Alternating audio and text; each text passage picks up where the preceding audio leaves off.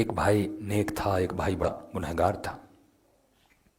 تو گنہگار بھائی کو نیک بڑا سمجھاتا تھا، کب تک گناہ کرو گے، 60 سال 70 سال، بالآخر تم مرو گے، قبر میں تو تجھے جانا ہے، یہ لذتیں کب تک تمہارے ساتھ رہیں گی۔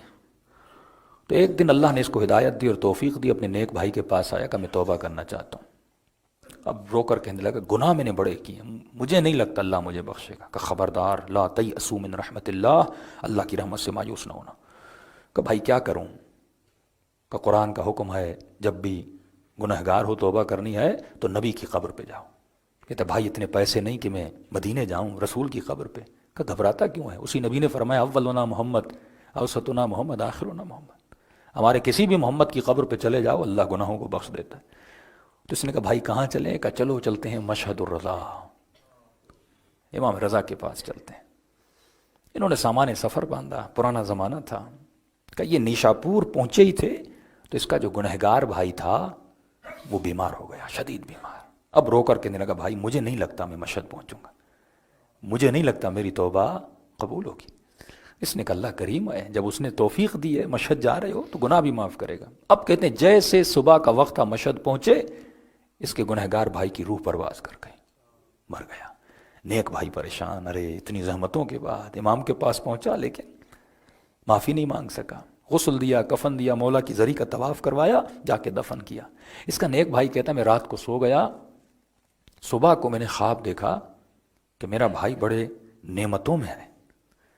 تو میں نے کہا کہ بھائی تو بڑا گنہگار تھا، اتنی نعمت میں کیسے بیٹھا ہے؟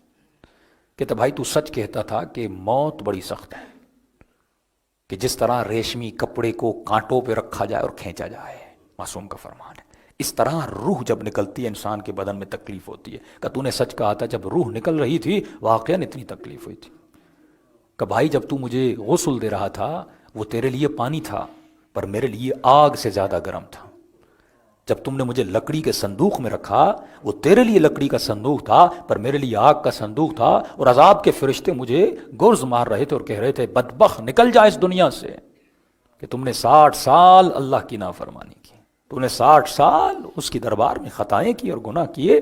کہ لیکن اسی عذاب اور تذبذب میں تھا، پریشان تھا کہ بچوں تو کیسے بچوں، لیکن جیسے تو میرا جنازہ امام کے حرم میں لے گیا، اب مجھے ایسے لگا جیسے میں جنت میں داخل ہو گیا، سارے عذاب کے فرشتے چلے گئے۔ کہ تم نے میرے جنازے کا طواف امام کی زری سے کروایا، جیسے تو زری کے قریب لے گیا میں نے دیکھا امام رضا کرسی پر تشریف فرمائے۔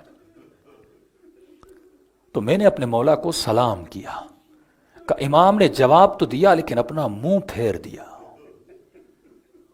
کہیں ایسا نہ ہو اے مومن دنیا سے چلے جاؤ اور اپنے امام زمان کو سلام کرو اور مولا منہ پھیر دیں، اس سے بڑی بدبختی کسی کے لیے ہو نہیں سکتی۔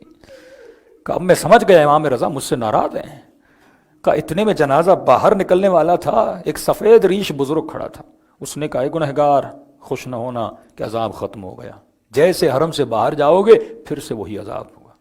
میں رونے لگا، میں نے کہا میں تو توبہ کی نیت سے آیا تھا، کیا کروں زندگی نے مہلت نہیں دی، زندگی اتنی نہیں تھی کہ گناہوں سے مکمل توبہ کرتا، مجھے بتاؤ میں کیا کروں۔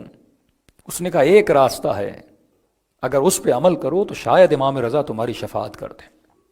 کہ کون سا؟ جو بولو گے میں کرنے کے لیے تیار ہوں۔ کہ ایک واسطہ ہے جو امام رضا کو دو، اور اس واسطے کے صدقے میں امام رضا تمہارے گناہوں کو بخش دیں گے۔ کہتا ہے بھائی میں نے وہ واسطہ دیا اور امام رضا نے میرے سارے گناہ بخش دیے۔ اور عزیزو امام رضا فرماتے ہیں شیعو چھوٹی چھوٹی باتوں کے لیے ہمیں یہ واسطہ کبھی نہ دیا کرو، ہم اہل بیت یہ واسطہ برداشت کر ہی نہیں سکتے۔ کہ بھائی تو نے کون سا واسطہ دیا؟ کہ میں نے کہا امام رضا آپ کو اپنی دادی کی ٹوٹی ہوئی پہلوؤں کا واسطہ۔ کہ اتنا کہنا تھا امام رضا نے میرے سارے گناہوں کو بخش دیا۔